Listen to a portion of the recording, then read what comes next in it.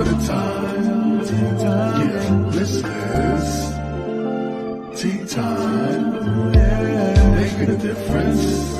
One cup at a time. Tea time. So be sure to grab your tea, grab a seat, and tune in to Miss Liz. Tea time. Making a difference. One cup at a time. Tea time, yeah. Tea time.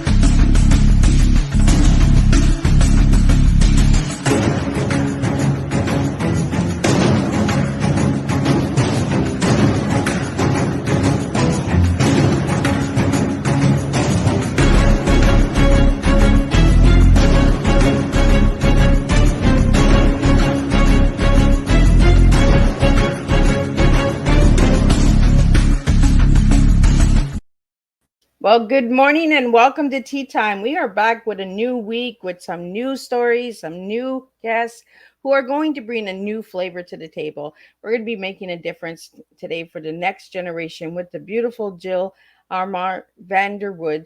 She's sitting in the back of the studio. So we're going to get the disclaimer going. We're going to get the bio, and then we're going to get Jill in here. We're going to spill a good, strong TEA this morning with you. So for all of you out there, share this Tea Time. Click on the share. We are streaming to multiple platforms this morning. We are sharing on Facebook, LinkedIn, YouTube, Twitch, Twitter, all of the good places.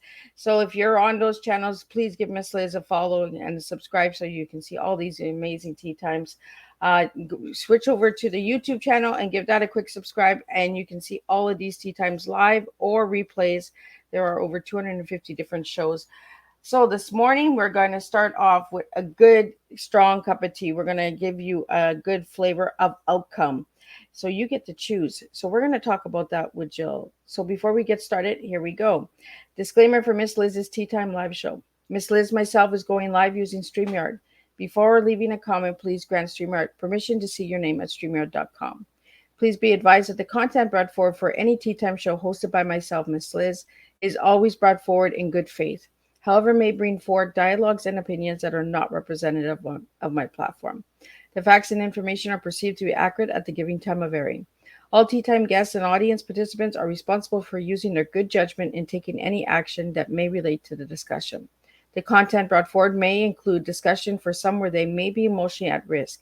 It is significant to know that the show is engaging in discussion forums only to offer and inspire awareness and connection and is not providing therapeutical advice.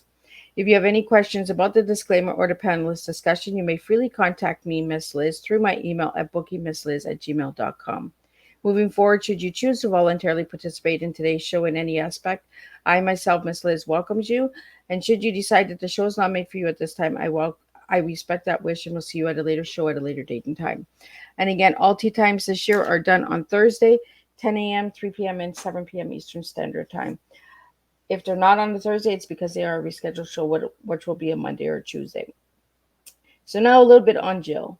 Jill Ammon Vanderwood is the author of 14 books, including her latest series, The Path You Choose series, where the reader is the main character and asked to make choices throughout the book. There are up to 15 possible endings. Jill is active in her writing circle and busy with her Quilt Guild. She has won numerous awards for her writing, including 3 Golden Gill Awards and the Writer of the Year from the League of Utah Writers, Indie Excellence Award, 2 Mom Choices Award, and the Dove Seal of Approval. She grew up in Portland, Oregon, and is in a family with 11 children. Jill and her husband have four grown kids, nine grandchildren, and three great grandchildren. Her family is her main joy and motivation. So let's get Jill in here so we can spill a good strong cup of tea, and I can take a sip of tea. Good morning, Jill. Good morning, Liz. So it is an honor to have you here, Jill. So let's get into who Jill was as a little girl and who Jill is now as a great grandma. Well, I think I had a big imagination, and as bad as that could be, I became a little bit of a liar because Oh. I thought I could make up a story that sounded better than the truth. I had to learn about that the hard way. A lot of learned lessons, right? Because you're a great grandma. So the little ones, do they try to pull a fast one on you? Oh, yeah, but they're not very good at it. I mean, I can see through it. So, Jill, what got you into writing? It was when I had grandchildren, believe it or not, and the grandchildren wanted me to tell them stories when they would sleep over, and I would make up. I had to tell them Jack and the Beanstalk every single time, so I started changing it Oh. and putting them in as characters.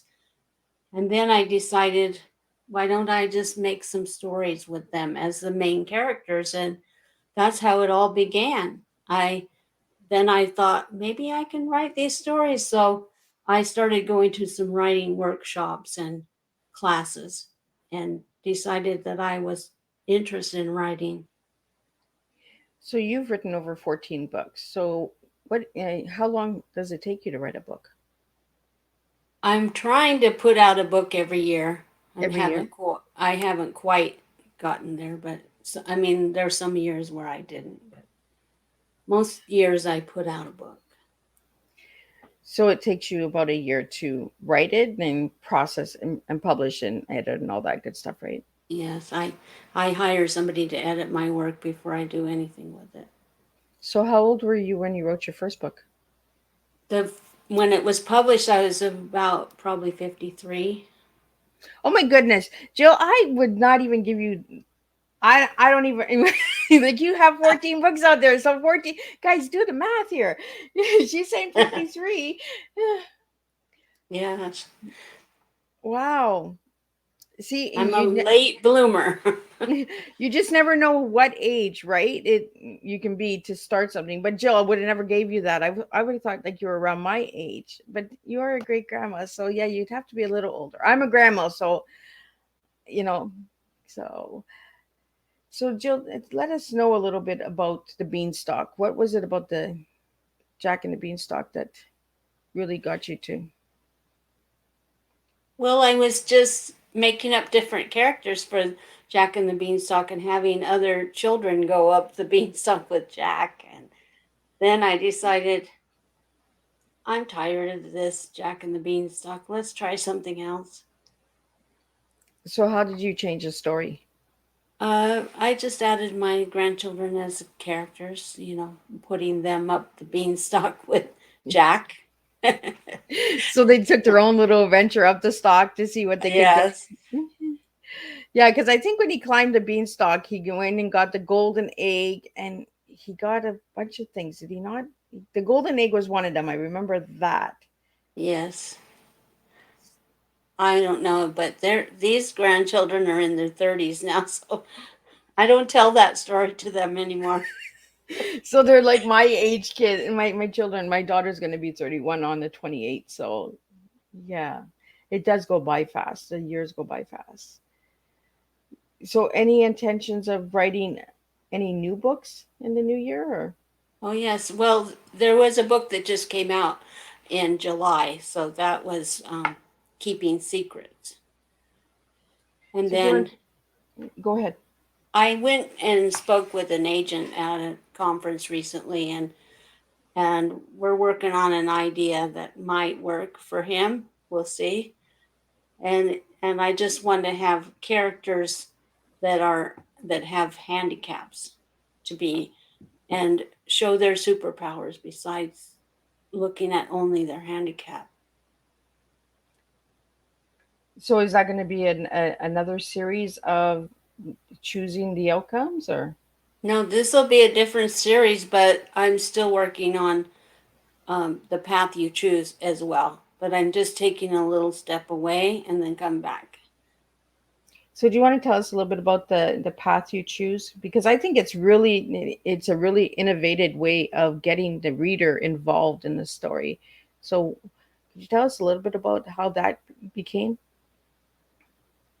Well, I always like to read those books with my kids. Well, for one thing, when kids are reluctant readers, when they would read a choose your own adventure type story, then they could um, only read maybe one or two of the endings, and then they would feel like they'd accomplished the whole story. But then you can go back and read more.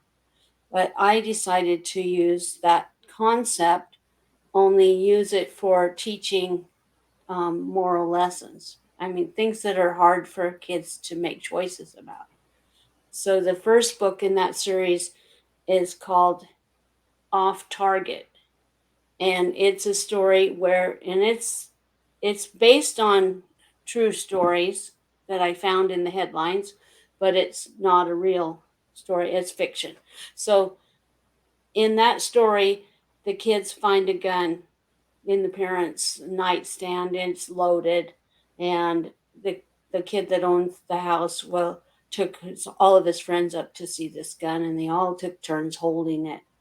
And then the reader has to decide, do they want to come back the next day and shoot this gun, or do they want to should they tell somebody because this is dangerous?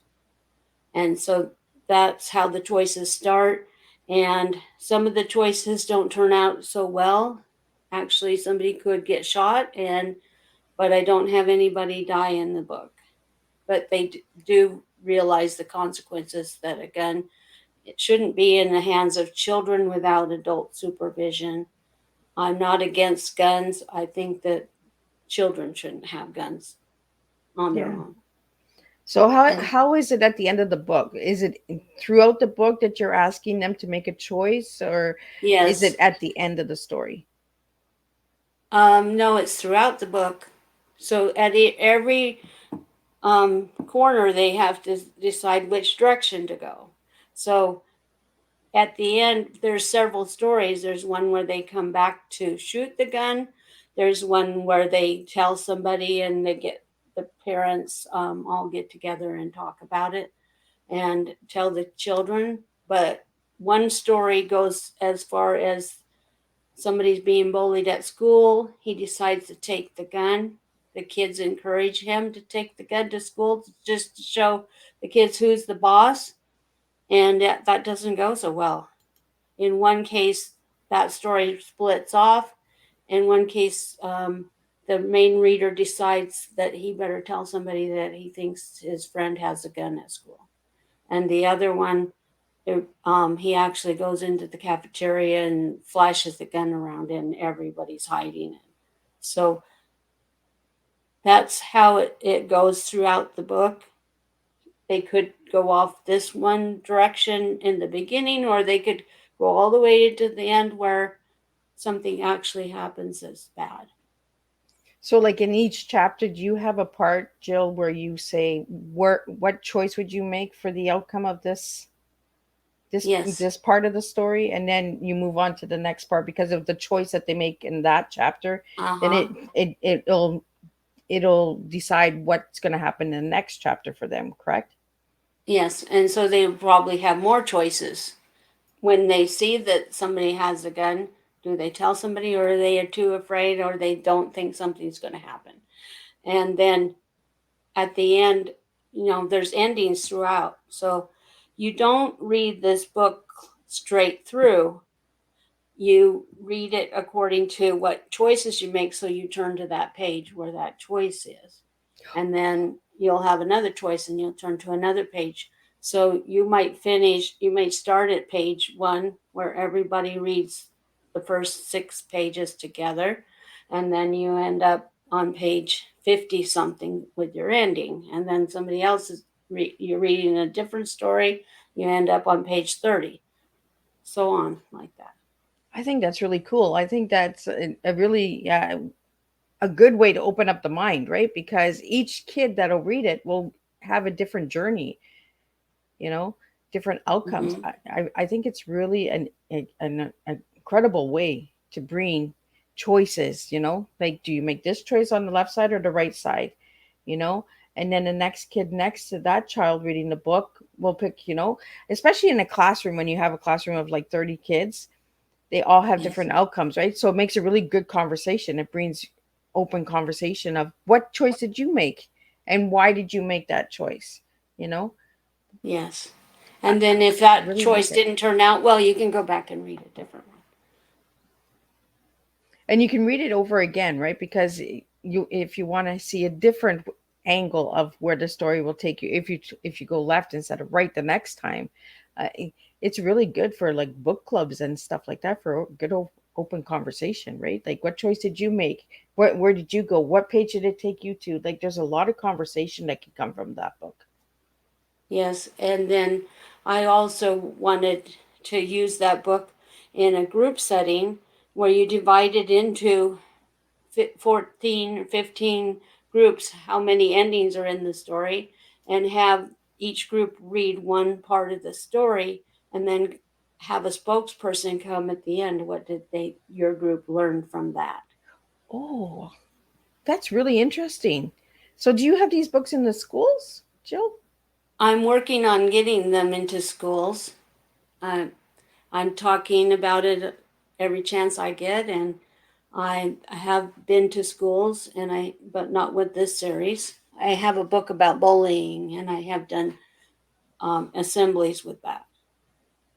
So what got you with the title? Because the title's called Off Target. So it's all about guns, the first book.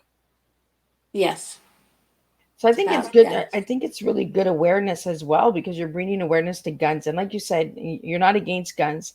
You know, children shouldn't have them. You know, um, you need to be responsible with a gun. First of all, it doesn't matter what your age is, right? Yeah. So I Hmm. think that's really, really good. So then I want to jump into book two. So book two, you have it's on the rocks. So what's that one about?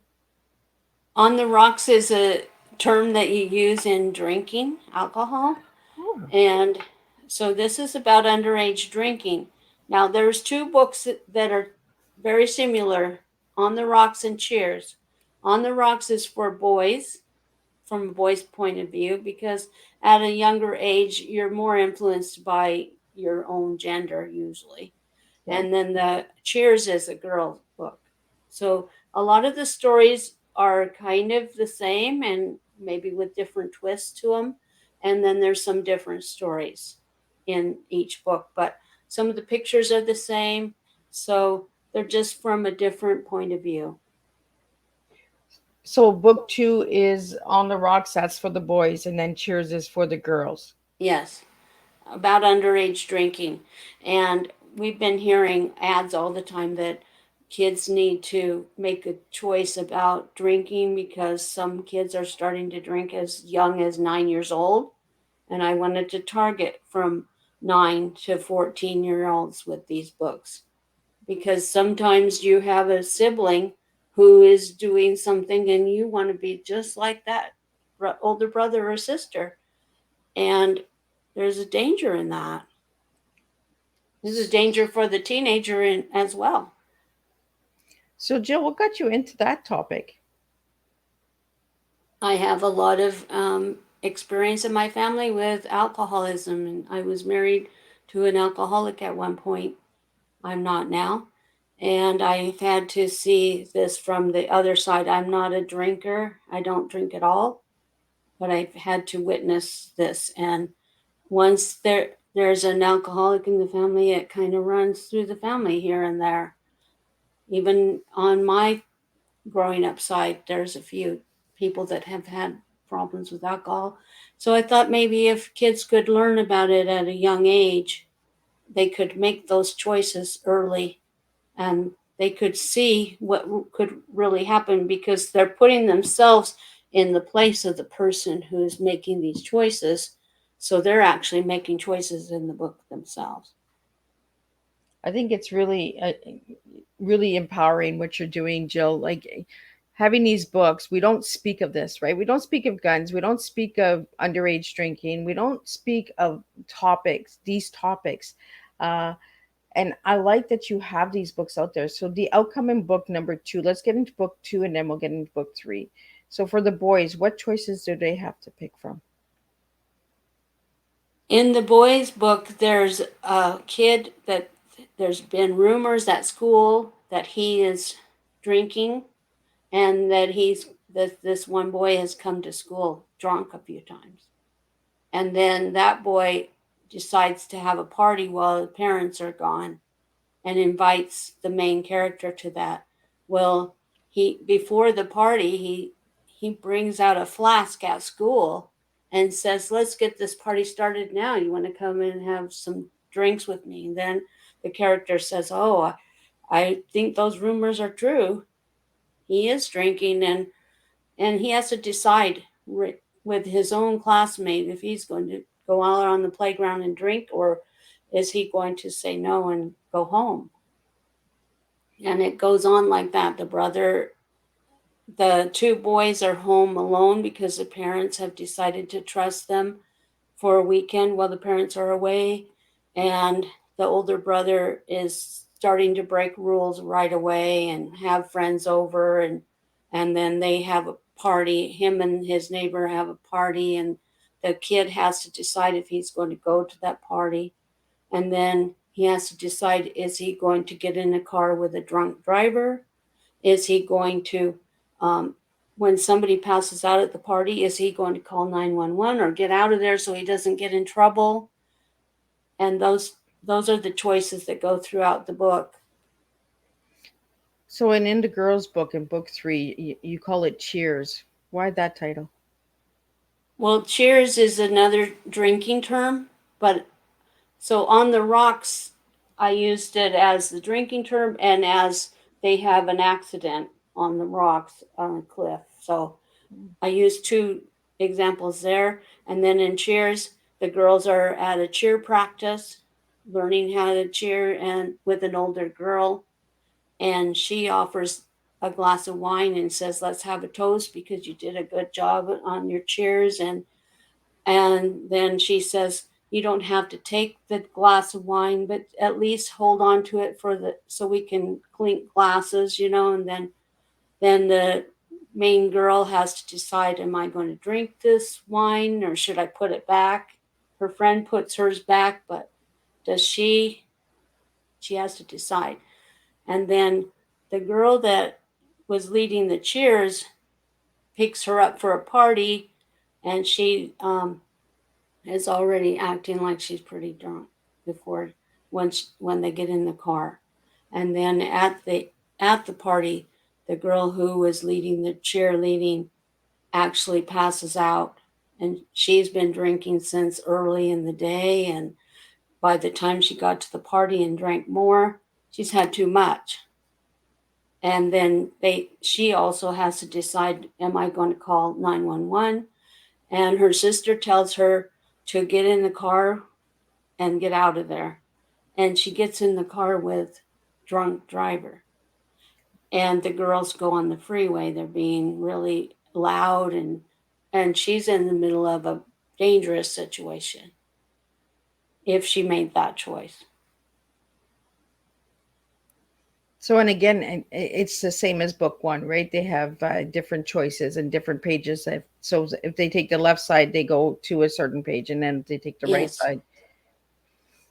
I think it's really incredible what you've done with these books. It really opens up, and they should be in schools, And I love the target 9 to 14 because that is a challenging time. That's where peer pressure comes in, bullying comes in. Just do it just one time, and that one time turns into 5 times, and then 5 times turns into a life addiction. Um, and I'm glad that you used your life story as well in a way to make people choose. Your choices do have consequences and stuff like that. So growing up, Jill, did you have to make a lot of choices? Well, everybody does. And sometimes the choices I made were wrong. apparently, because I married somebody that was the wrong person. And I also, I drank a little bit when I was a teenager. And I know my parents would have not approved of that. And I've decided that there's no way I want alcohol in my life. I, I don't need it. I like to have a clear mind. Yeah. So, were you a young? How young were you, Jill, when you were drinking? Probably 17. So It was it's that. just a couple times where somebody handed me something tonight. And so I had to make a choice too, and the choice I made was wrong. But I had to live with my choices. Well, at 17, the peer pressure is right there, right? Like the teenage Hmm. years are hard. People say, "Oh, teenagers, they have a lot of peer pressure. A lot of bullying goes on during the teenage, oh, just try it just a little bit, and a little bit turns into a lot a couple years later. I'm really glad, though, Jill, that, that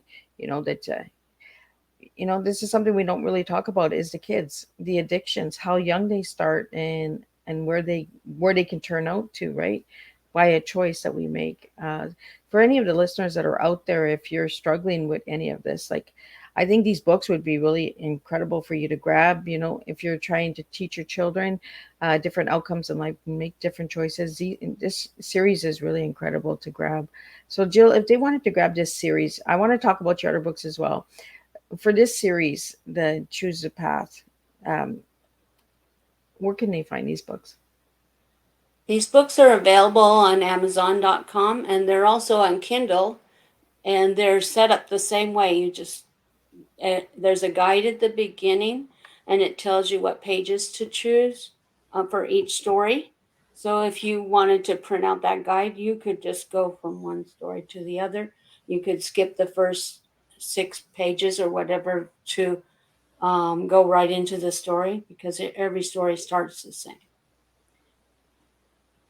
So, and Jill, I want to get back into the other books now because this is a series, right? The book one, two, Yes. and three. So, your first series, like your first set of books, you mentioned at the beginning of the show you were bullied. So, you wrote a book about bullying. So, is Yes. that based on your life story as well, or is that based on something that happened in your life for somebody that you know that got bullied?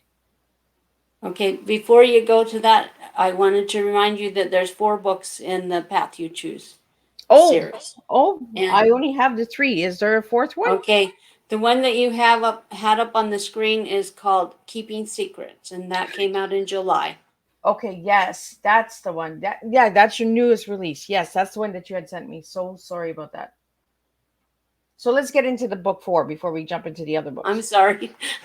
No, no, that's um, good. Thank you for reminding me. I was just like, no, I'm missing something here. So thank you for reminding me for that. So keeping secrets, what's that one about? okay, this one would I've had some book reviews on, and they recommend this to be just a little bit older audience, Okay. um, because even though some of those things can happen to younger kids. Okay. The girls are at a slumber party, and they're probably between 13, 14, 15 years old. And they have, they've been doing the things that girls do, talking about boys, dancing, making videos, and then they decide to play a game. And this is to tell your deepest, darkest secret. And the secrets get kind of dark because some people are really dealing with some things. So, one of the girls has been a witness to a crime, and she doesn't know whether it was a hit and run accident. And she doesn't know whether to get her brother in trouble or keep this secret. But eventually it's going to get out anyway because the car's been damaged. There might be blood evidence on the car because he hit somebody. And so that's a secret. There's one about a girl that's on drugs. She's been sneaking out at night with her brother, and they started out drinking, but then the brother's friends are a drug dealer, and he's giving her drugs, and she doesn't even know what, but she's addicted to it, and she needs to get some help. And then another one is, let's see, there's a girl that's been, thinks she's been kidnapped when she was a young child. And she's found some evidence in the house. There's people that are, um, they they make guesses because one girl runs out of the slumber party and she says, "I'm never telling my secret, never. No one's going to hear my secret." And she runs out, and it makes everybody think what that secret could be. And so the girls go off on, maybe she's on steroids because she's gaining a little weight. She's, maybe, let's see if she's eating too much. Let's see, maybe she's hiding a runaway under her bed in her room, and different things like that. So they're trying to guess her secret in a couple of the stories. And then at the end, you hear her secret, and you can see whether they were way off on the secret or not. So one of the girls' secret is that she's been molested by an uncle. And then the mom comes in and tells her story. And when the mother was young, she was playing hide and seek in her neighbor's house, and came across some pictures that were child pornography. And then she tells about what happens when you try to keep a secret and it eats away at you. And she got so that she was so depressed that she couldn't talk, and they had to put her in a mental hospital.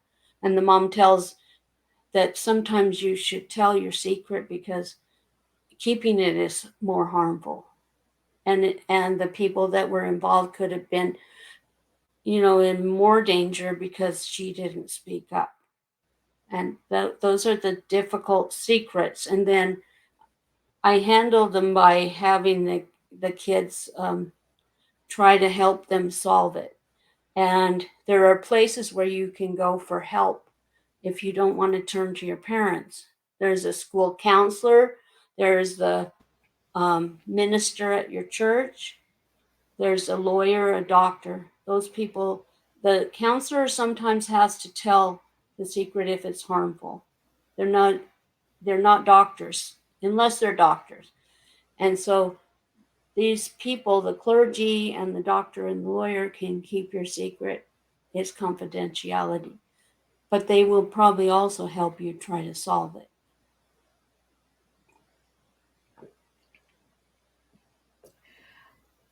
You got me, because trigger warning for everybody out there. Some of the topics that we're talking about are really heavy for anybody that is suffering with addictions or secrets, or um, Jill, I really want to thank you for bringing this series. It was a little trigger for me because it kind of was like you were telling my story. I got pregnant by an uncle who I was molested by, so it kind of just took me back for a few seconds. But I'm sorry. no, it's all good. I'm okay. It's just it was. I felt like you were telling my story, so I was just like, how does she know my story? How does she know my secret? Um, well, it's not a secret because it is in books, but Jill, I think that these books are really incredible. For the viewers and listeners out there, we need more books like this. We need more awareness, and through storytelling, you really can help and save a life. You really can make a difference. Jill, before we went live, you talked about making a difference for the next generation. I think this series is really going to make a difference for a lot of people. So, what age group is this book rated at? Well, the people that reviewed it said maybe start with 12-year-olds instead of 9-year-olds. So, 12 and up. Because, so I'm thinking maybe, the young adult, the young adult, because by the time they're 18, maybe they have already gone through all this or they're over it. But if they haven't dealt with it, this might be a way that they could help. It could also bring conversations with the parents, or somebody that they trust. For instance, one of the girls, the one that had the biggest secret, she was actually she got with an online predator, and he was much older, but she didn't know it. And when she had to finally tell her secret, she told her older sister. And the sister said, "You do have to tell your mom, though." But at least she got to talk to somebody. So I feel like you need to talk to somebody because you don't want to be buried with these secrets. You could save someone else. For instance, the girl that was being molested, she had younger nieces, and she thought maybe those girls might be suffering with that too. And so by her speaking out, she could stop that before it got any further. So the best thing to do is to find somebody to talk to that you trust and tell your secret. I just talked to a woman who was in her 70s, and when I told her about this book, she was triggered like you, and she said, "I have a secret and I'm going to be buried with it." She said, "I have never told my secret in it." She finally told me a little bit, and it was similar to yours. And she, see, if she would have told that secret, it might have solved the problem sooner, I think. Well, that's the thing, right? Well, back then, when things are happening like this, incest and stuff like that, we didn't speak of it, you know. And I think your series, your book series, is really going to open some doors and some conversations. You know, it's going to save a life because you're giving them these hard topics to pick from. You know, you talked about a lot of serious issues that are happening today in today's world. You know, being kidnapped, being trafficked. Meeting a predator online. The internet is a good resource for education and input, but it's also a dangerous place as well because there are a lot of predators or a lot of people that are using it for wrongdoings. Um, for anybody that's out there and you're suffering, like, grab this series. Like, I really think that this series, keeping secrets, it is going to trigger some of us, but triggers are good because if you know your triggers, then that means you're healing. It means that you're working on stuff. Um, and there was so much of that back 20, 30 years ago where we didn't speak of it. We kept those secrets. And even today, we're keeping those secrets. But we need to start having that conversation and saying, you know what, it's okay to speak, it's okay to share. And this is why I do tea time, is so that we can share, so we can heal. You're bringing a lot of topics to the table where people can have that discussion. And I think it's really deeply important. If any of the schools and universities are listening to this tea time, or we'll check it on the replay, see if you can get this series into your classrooms and have you know, I think it would be good for book reports as well. Why people choose the outcomes that they choose, and that. Jill, I really want to thank you again for sharing this series with my listeners out there. This tea time is really going to be important, so let's get it out there. Let's share it. Let's get that information out there. Um, but it sounds like you took your personal life and turned it into storytelling. It's like Jack and the Beanstalk. You got tired of reading about Jack, so you put your children in and your grandchildren in, and that's what we have to do sometimes, right? Is we have to use our stories to make stories so that other people can heal and open up those wounds and stop keeping secrets. I love the titles. I was not aware of any of these stories, Jill, prior, and I think it's really incredible that I'm learning what these books are about live with you at this moment, because I thought it was completely different stories. Like, so thank you for that. It's I, completely different. I usually do my homework, but I guess I didn't dig enough. Like, just the titles, on target. I was just like, okay, so there's a target practice or something. Like my mind went with the titles. It didn't go into any of these issues and topics that we're dealing with today in today's world, you know. And we've been dealing with them for generations, like centuries. Um, Addiction has been for centuries. Bullying has been forever. I don't know when it started and when it's going to end. Let's hope it ends soon. So let's get into the bullying book. I want to do a little bit about that because I do a lot of tea times on bullying and prevention of bullying. So was that something that you dealt with as a child? It is. I put my story in there first, but this book is anthology. So there are about 42 different people who contributed stories about bullying, and each one of them, after they tell their story, they told how they became strong and how they what they did to overcome this in the way that they did. And one of my granddaughters was being bullied at school, and I was reading to her class at school, and she came in. She wouldn't come in the classroom, and I went out in the hall and talked to her, and she said all the kids were bullying her, and she was crying, and I didn't see the teacher handling it. So I decided that since she wanted me to write about bullying, I was going to do that.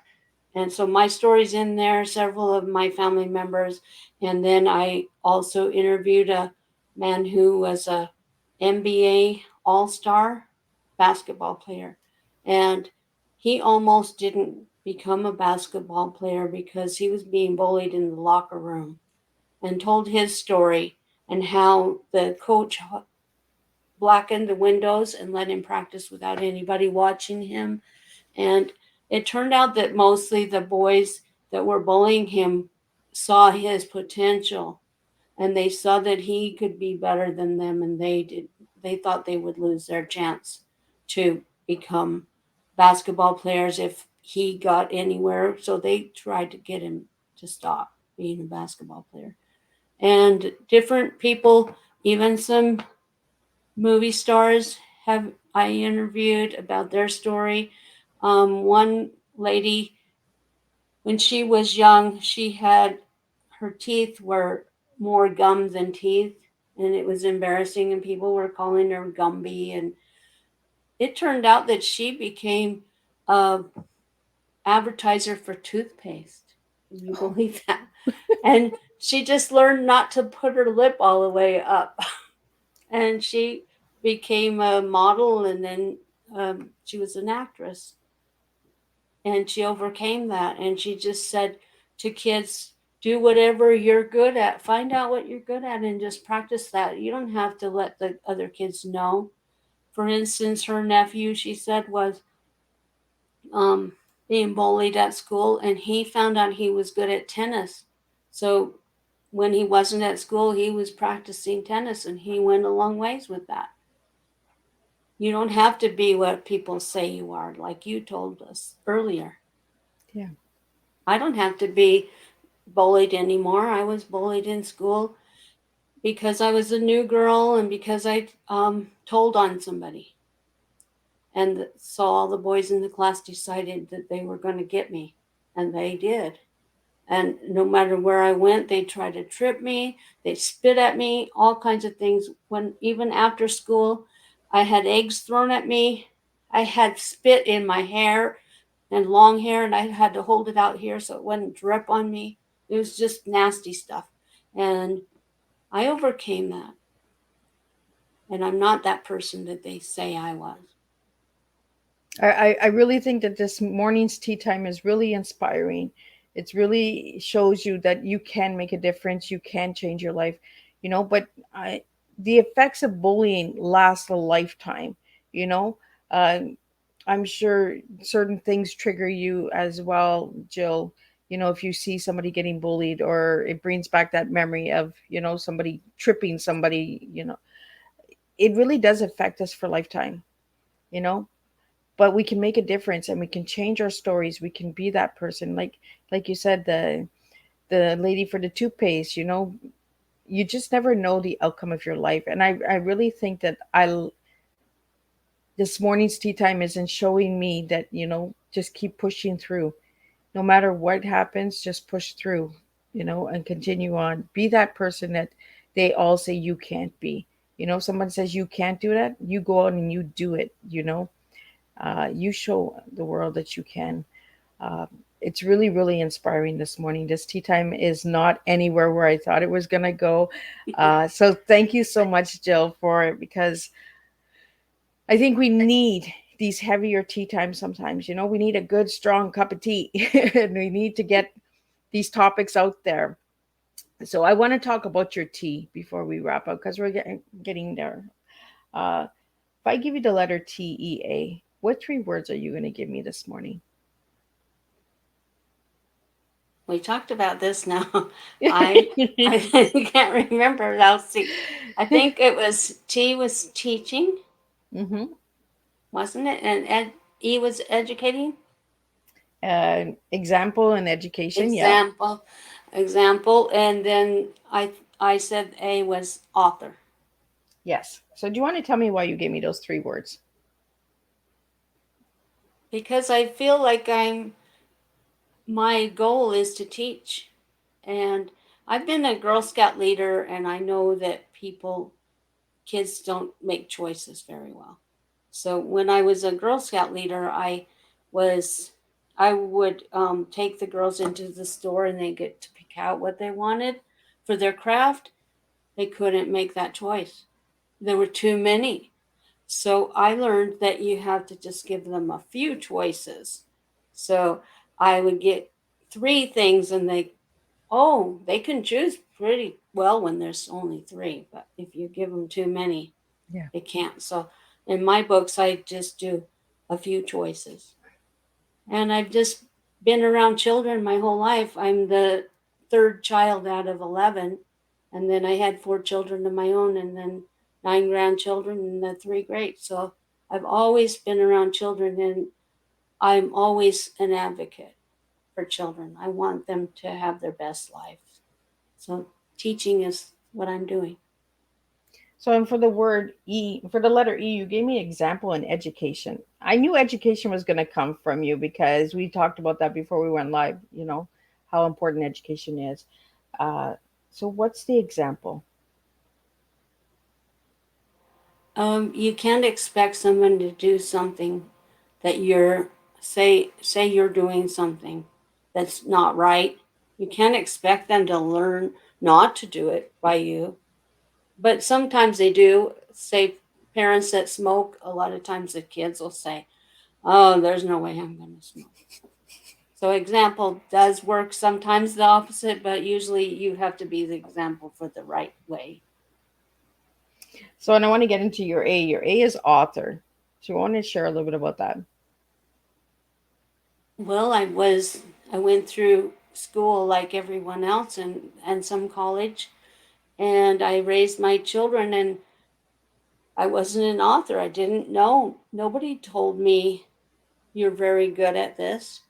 In fact, I failed typing in school, which is keyboard, because I was absent. I was sick and I was absent, missed too much, and I couldn't catch up. So, and I had to use keyboard. Had to learn that as an older person. It's being an author has changed me, and hopefully it'll help change others in a good way.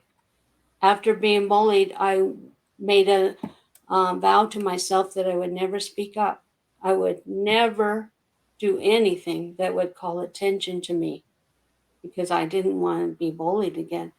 And that lasted until I became a writer in my 50s. So, and now I'm speaking and I'm not afraid of it anymore. I love that you're a speaker as well, Jill, because I think we need more speakers like you out there, who bring the content because you have the books as well. So, but you can give that as an example of here's the books. But when you're speaking to a class or to a group of people, what is the topic that you're usually speaking on? Well, I usually, when I'm invited to a classroom, it's usually a teacher that I've been going to for years. And I usually bring my first books, the Through the Rug series, and the kids will write stories about it. Like there's a grandma that's doing crazy things, and the grandma they will have the kids write, "Does your grandma do crazy things?" And sometimes it's a real story and sometimes it's a made up story. It gets them thinking and their imagination going. So most of the time it's my fiction books that I'm talking to kids. I like to go to my grandchildren's classes. I want them to have that experience of having their grandma reading her own books to their class, and I've done a lot of that. I've also done school assemblies about my book, which we didn't talk about, What's It Like Living Green, and I've also done um, assemblies about drugs and alcohol, and I've also done assemblies about bullying. I think it's really important. You're bringing so many good topics and issues that everyone is affected by, you know. Uh, what's it like living green? I'm going to guess that that's like living the clean life, like climate change and recycling. Is that what that one's about? Well, that one is about mostly there's stories of kids who have done things like starting their own recycling business. There's a boy who built his organization is called Ryan's Well, and he built clean water wells in Africa. And they're just kids that did things. That one started saving the rainforest organization. So there were others, but it's not in my mind right now. So I wrote about kids that were doing living by example, and making good examples that other kids could follow, and some adults who lived off the grid, and how things cause pollution, and so it's a nonfiction book, and it's about the environment, and it's how, and at the end of every chapter it says take a green leap, and it has a frog, and it tells them take a green leap by turning the water off while you brush your teeth, and that sort of Oh, thing. I kind of like that, and that's good for me because I'm that one that likes to run the water when I'm brushing my teeth. So I should turn my water off. Well, that's really so. Jill, you also have a book club. So how can people get into the book club? Well, on my website it says join the book club. It just gives you a free ebook of Through the Rug. Sometimes that doesn't work, so if it doesn't work, you can always email me and I'll send you a copy ebook. So on your website as well, I noticed that you have a blog. And on the Yes. blog, you have some incredible topics. You have the writing and publishing, reading and watching, advice from grandma, uh, things that matter, and I'm only one grandma. So do you want to tell us a little bit about that before we wrap up? Well, I like to, I don't just write one blog, so each blog is about different topics. So, about different books, experiences I've had. There's one about for things that matter. I tell about how I lost my hair when I was eighth grader.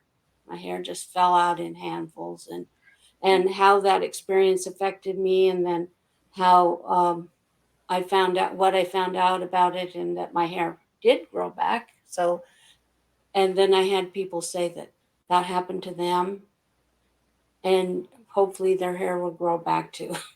But it's very hard when you're an eighth grader. Yeah. So, so Jill, you have the things that matter, and you also have reading and watching, writing and publishing. So, are these things that you encourage people to do? These are things that I write about from my experience. So the last one I probably wrote about my new book that's Keeping Secrets.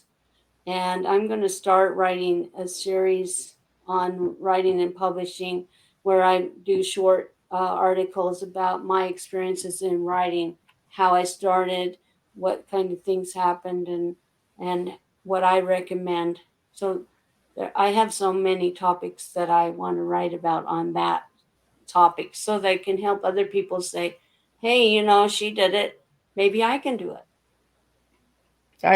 If anybody like you've inspired me this morning, Jill, with what you do. It's truly inspiring to know that there is this option out there. There is this choice. These types of books out there. It's completely different, and it opens up the mind, you know, and choices of teaching us at a younger age as well, because the age group that you're working with is 9 to 12, and then you said the last book is up 12 and up, you know, at such a young age, you're getting the minds opening up to decide and make a choice. And choices lead to outcomes in life, you know. If you go the left way, sometimes you know, you get married to the wrong person, and I've done that too, Jill. Like I've married the wrong person, you know. But it gives us that lesson in life to teach us that it's not over. We can still try again, make another choice, and have better outcomes. It's So, never too late to make a right. different choice. So, Jill, I asked you to describe yourself in one word, and you gave me the word persistent. Why that word? Because if something doesn't work, I tried a different direction. I had a friend when I first started writing, and I said, I think that only the very best writers ever make it as a writer. And she said to me, or the most persistent. And that's stuck with me the whole time. Well, that's You don't, cool. I like that word because persistent means that you never give up, right? mhm. But you're also letting people know that, you know what, you still have that. And all of us writers, I'm a writer myself, we have this imposter syndrome where we think we're somebody else can be better, right? Somebody else can do it better until we write our own stuff. And do you read any of the books that you write, Jill, or is that Of something that course, you don't? you have to reread your book tons of times before you publish it. And then the publisher gives it back to you, and then you reread it again. You're looking for errors, you're looking for, I really meant to say this. So you're reading them all the time. And then there's, since I'm writing about so many different topics, if somebody says they were going to interview me about what's it like living green, like what just came up, I will often go back through my book because it's been a while since I wrote it and refresh my mind on it. So, Jill, what message would you like to give to the audience this morning? I'm not sure whether to give a message about writing or about reading. Um, Whatever feels in your heart, what message would you like us to hear this morning from you? if you have a message that you want to share, maybe you can become a writer too. Maybe you can become a speaker. Maybe you can get your message out there just like I did. I really want to thank you, Jill. I've learned so much this morning. I did not know that this tea time was going this way. I do my homework, but I didn't do enough of my homework. And I really want to thank you for sharing and going live with me and bringing the topics to the table. For anybody that might be living with secrets or addictions or, you know, topics that we spoke of this morning, if you need help, reach out to your local services in your community, in your country. There are hotlines all over. If you need to speak to anybody and you would like to reach out to Jill or myself, you're more than welcome to. Um, I want to thank the listening audience out there for joining me this morning and your comments and all of that. I've seen them. I really appreciate them as well. Uh, Jill, you have a lot of thank you. You inspired me. Uh, Motivational uh, tea time, really empowering tea time, Miss Liz. Thank you. So, Jill, thank you for sharing this morning with all of us out here. We will be back this afternoon at 3 p.m. Returning guest Deanne Boyne will be joining us, and she'll be bringing in her new children's book that's called Boomers. So we're going to be talking about children's books. We're going to be talking about a lot of educational books today. The 7 p.m. Tea time has been canceled and will not be rescheduled due to personal reasons for that guest, which I respect and wish him well. And who knows, maybe in the future he might be back, but as of now, he will not be on tea time. Um, I want to thank everybody for sharing these tea times and getting them out there. Um, Word of mouth goes a long way. These tea times are created for awareness, to teach educational awareness that all stories can make a difference. like Jill has this morning with all of us. So share your stories and let's all make a difference and let's share our TEA with the world, one cup of tea at a time. And I'll see everybody at 3 p.m. Eastern Standard Time with the second tea time of this week.